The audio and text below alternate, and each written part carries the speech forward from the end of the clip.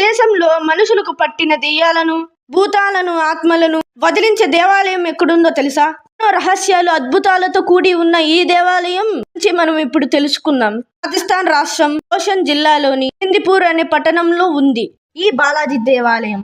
బాలాజీ అంటే వెంకటేశ్వర స్వామి కాదు. ఇక్కడి ఆలయంలో బాలుడి రూపంలో హనుమంతుడు స్వయంభుగా కొలువై రాతి మధ్యలో ఒక రంధ్రం కలిగి ఉంటుంది. దాని నుండి నిరంతరం నీరు వస్తూ ఉంటుంది.